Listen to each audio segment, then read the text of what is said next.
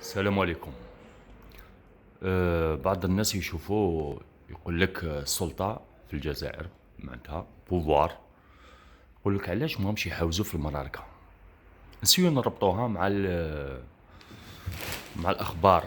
عندها 5 أيام تاع اللي نشروها في جريدة الخبر والإكسبريسيون، يقولوا باللي كان اجتماع في إسرائيل في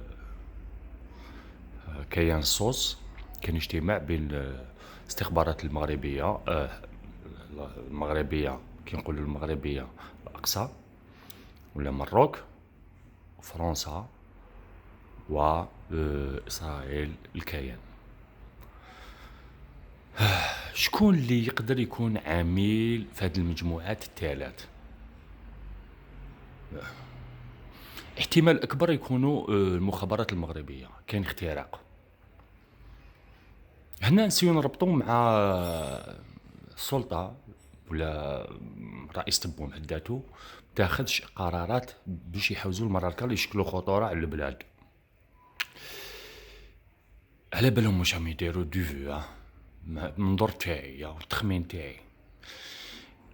علاش لازم يكونوا مراكا هما مخترقين؟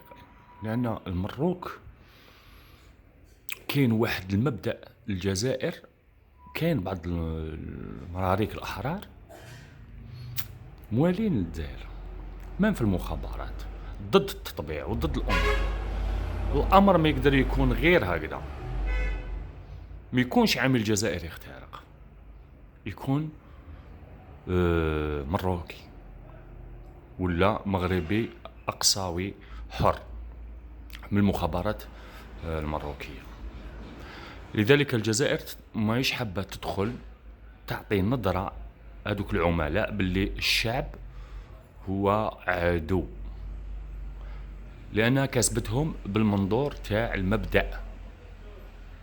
ونزيدو نتكلموا على هذا الموضوع. هذا فيديو قصير، راني مشغول، مرة جاي نتكلموا على الموضوع بالتدقيق إن شاء الله. السلام عليكم.